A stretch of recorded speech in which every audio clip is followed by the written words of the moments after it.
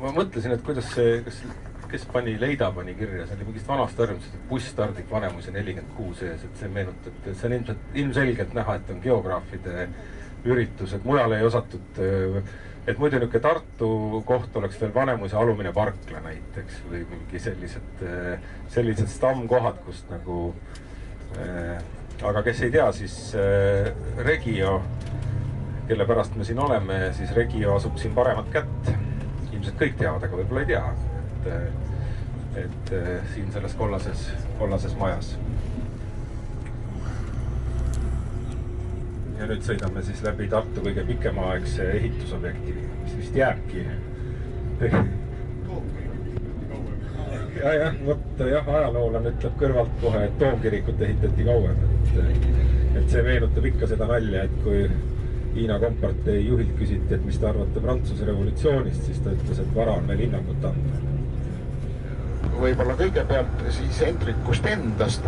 Ega tema kohta korralikku elulugu ei olegi üldse olemas, sest seda pole kirja pandud omal ajal ja kogu informatsioon, mis me Hendrikust teame, põhineb siis tema kroonikal.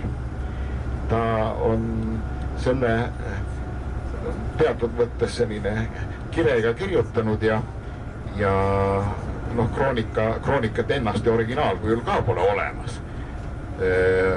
On olemas ärakirjad, on 14 erinevat ärakirja, neist kõige vanem, mis on siis säilinud, on 14. sajandist.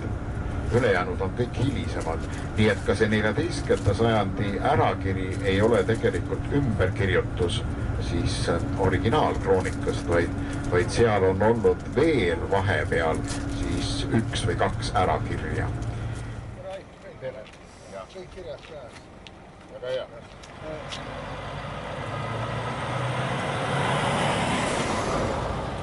Sõjaajaloo vist on hea, et sõda viia enda territooriumilt kaugemale ja käia mujal sõdimas, et siis oma rahvas nagu pääseb paremini. Aga et see, nagu te teate, 19. aastal siis sõjategevus kandus siia Läti aladele. Ja põhimõtteliselt võibki lihtsast keeles, ma arvan, et ma ei eksi, kui et lihtsalt et ongi nagu soomusrongide pealikud, eks ju.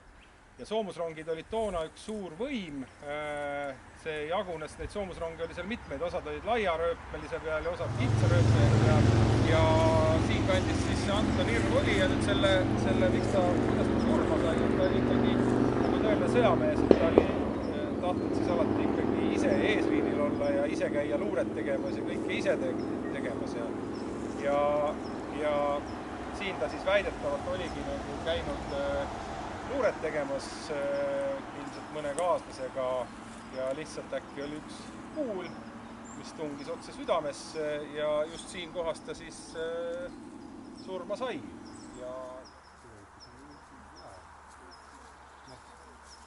Ja võtta see kaasa.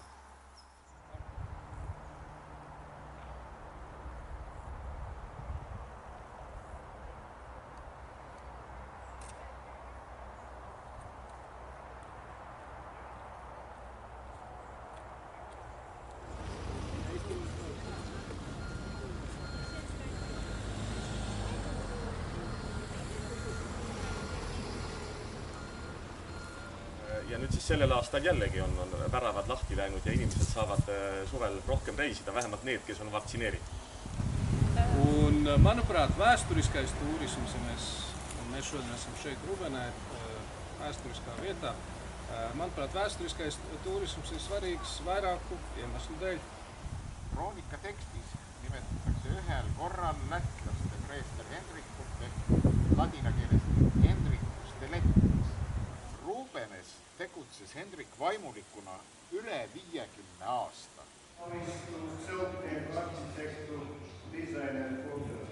Ja ka sinul on siin kaasatud ehk, et see on siin selline turismi üks punkt suurem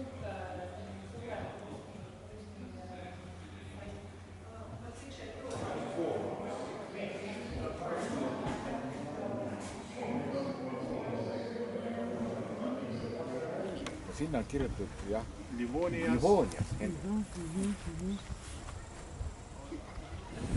See on siis ainus talu kandis seda nime Jumara, siis ta kogu aeg on kandnud ja jõgi oli vahepeal nimetatud hoopis teistmoodi, aga see kandis Jumara talu nime ja siin me oleme, tähendab, siis jõe lõunakaldal, jõgi on veidi siit kaugemal ja siis Ümera lahinguid on 2 sellist tuntuvat lahingut. Üks on 1210 ja teine on 1223. Need 2 kivi on siis püstitatud 2 orduvennale, kes 1223 siin langesid. Ja siis see 1 kivi, millel on 2 pool risti, mis on seal Seeli talu õunaaia juures. Seal oli siis 1 kivi ja võimalik, et see on püstitatud siis 1210. aastal siin väga raskelt haavata saanud tähtsale ordurüütlile. See on siis Rudolf Jerichhofist.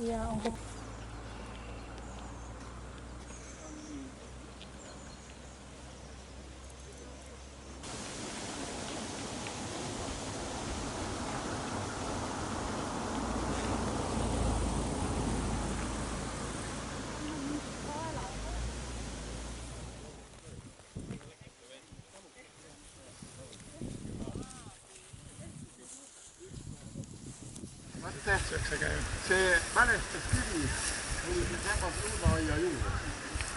Nii et see lahingupaik võiks olla kusagil siinsamas.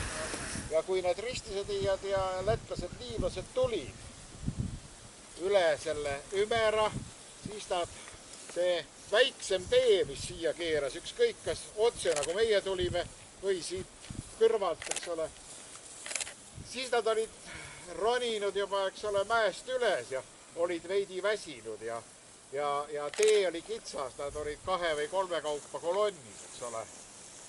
Ja ilmselt, kui see kolonni pea siia jõudis kuhugi, siis eestlased hüppasid siit puude ja võsa tagant välja. Hendrik ütleb, et eestlased jälitasid nii hästi sakslasi kui liivlasi ja lätlaste jalamehi. Tähendab, osa sakslasi ka põgenes. Nii et siia lahinguväljale lõpuni jäi ainult 20. Oleksid nagu metsa olnud, aga ta ikka päris rägast.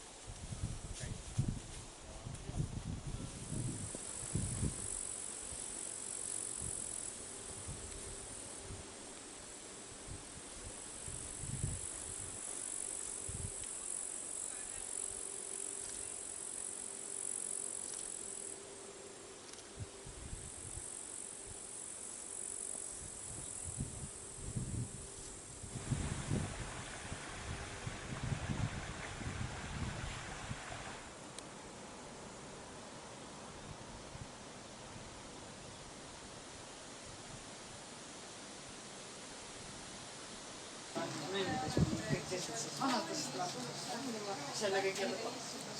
See oli siia mõtled, et kuhu küll minna.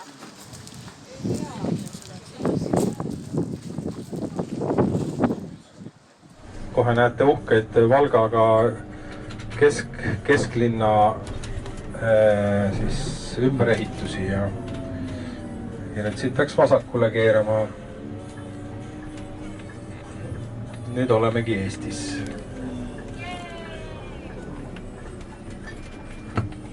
Saba ei ole.